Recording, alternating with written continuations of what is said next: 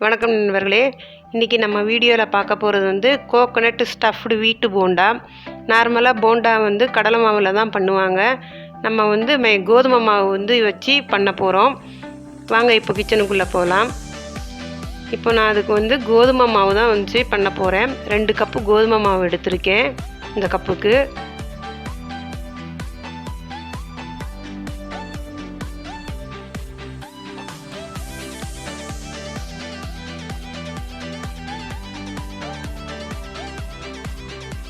கொஞ்சமாக வந்து டேஸ்ட்டுக்கு தேவையான அளவு உப்பு போட்டுக்கோங்க. கொஞ்சமாக கருவேப்பிலை கிள்ளி போட்டுக்கோங்க.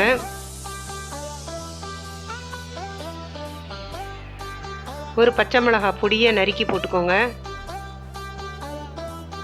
இஞ்சி பூண்டு பேஸ்ட்டு 1 ஸ்பூன் போட்டுக்கோங்க. இப்போ மாவை வந்து நல்லா பிசைஞ்சி விட்டுக்கலாம்.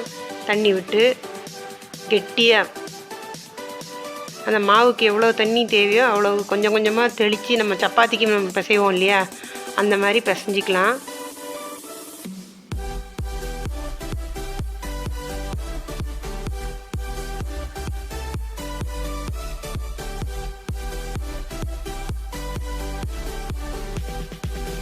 கெட்டியாகவே பிசைஞ்சிக்கலாம்.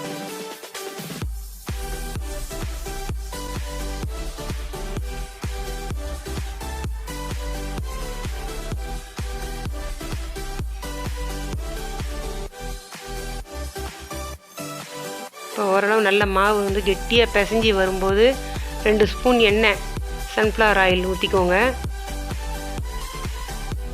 அப்போ தான் கொஞ்சம் கையில் ஒட்டாமல் வரும். 2 ஸ்பூன் ஊற்றி நல்லா பிசைஞ்சி வச்சுருக்கேன் பாருங்கள். மாவு இவ்வளோ சாஃப்டாக இருக்கணும். இப்போ வந்து வேர்க்கடலை ஒரு 1/4 கப்பு எடுத்து நல்லா வறுத்த வேர்க்கடலை தான் எடுத்திருக்கேன். தொலியை எடுத்து கிரைண்ட் பண்ணி பொடி பண்ணி வச்சுருக்கேன். அது ஒரு 1/4 கப்பு. 3 மீடியம் சைஸ் உருளைக்கிழங்கு வேக வச்சு தொலி எடுத்து வச்சுருக்கேன். கட் பண்ணி நல்ல பொடியாக மசிச்சுக்கோங்க. உருளைக்கிழங்கை நான் வந்து வேக வைக்கும்போது கட் பண்ணி வேக வச்சுருக்கேன். அப்போ தான் சீக்கிரம் வேகும்னு சொல்லிவிட்டு அதை தொலி எடுத்து இந்த வச்சு நல்ல பொடியாக நல்லா மசிக்கணும். கட்டி இல்லாமல் வந்து நல்லா பிசைஞ்சு விட்டுக்கோங்க.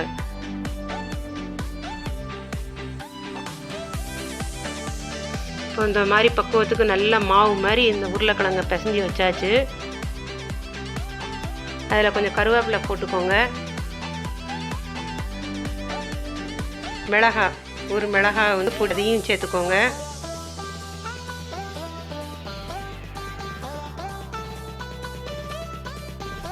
இஞ்சி பூண்டு பேஸ்ட்டு அதுவும் 1 ஸ்பூன் போட்டுக்கோங்க.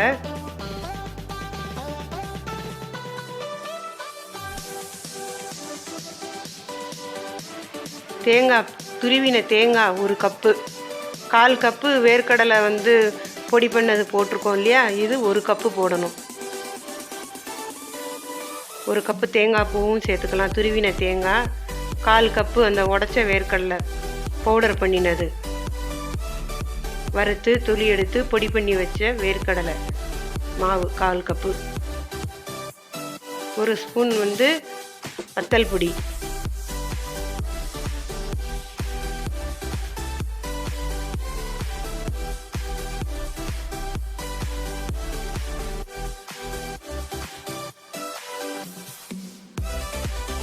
உப்பு உங்கள் ருசிக்கு தேவையான அளவு உப்பு கொஞ்சமாக போட்டுக்கோங்க.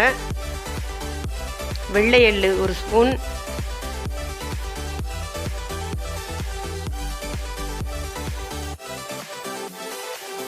கருப்பு எள்ளு 1 ஸ்பூன்.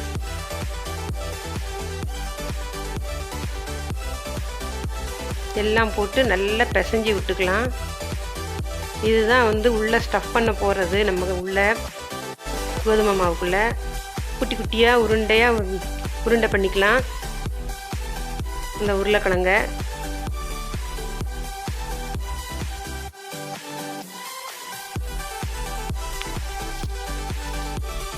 நான் இப்போ வந்து கோதுமை மாவு சின்ன சின்ன உருண்டையாகவே எடுத்தால் போதும். அதை கையிலேயே வந்து மெல்லிசாக தட்டிக்கலாம். கையில் கொஞ்சம் எண்ணெய் தடவினாலும் தடவிக்கோங்க. நம்ம அந்த கொழக்கட்டைக்கு பண்ணுற மாதிரி மெல்லிசாக வந்து பண்ணி அதில் அந்த ஸ்டஃப் பண்ண உருளைக்கிழங்கு, தேங்காய் துருவினது, வேர்க்கடலை எல்லாம் போட்டு மிக்ஸ் பண்ணி வச்சுருந்தோம் இல்லையா அந்த உருண்டை, அதை உள்ளே வச்சு நல்லா ஸ்டஃப் பண்ணிக்கலாம். அந்த பூரணம் தெரியாமல், அந்த போண்டா மசாலா தெரியாமல் நல்லா மூடிக்கலாம்.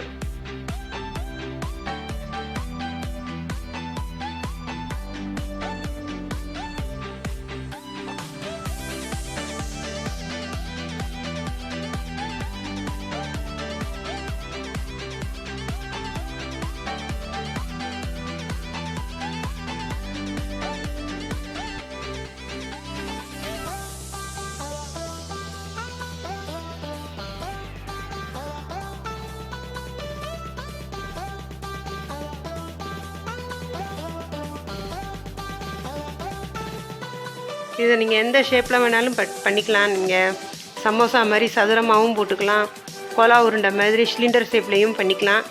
அந்த ஷேப்பெல்லாம் உங்களோட சாய்ஸ் தான். நான் போண்டான்னு போட்டதால் உங்களுக்கு உருண்டையாகவே பண்ணி காமிச்சிருக்கேன். இப்போ ஒரு பாத்திரத்தில் எண்ணெய் வச்சுருக்கேன். எண்ணெய் சூடாயிருச்சு. இப்போ அதில் ஒவ்வொன்றா போட்டு பொரிக்க போகிறோம்.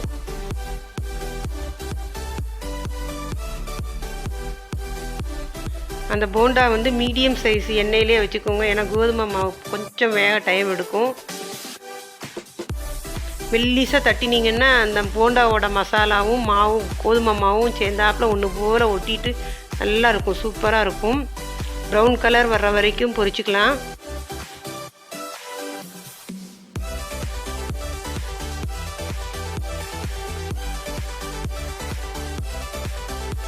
அவ்வளோதான், ப்ரௌன் கலர் வந்துருச்சு பார்த்தீங்களா. இப்போ எடுத்துக்கலாம்.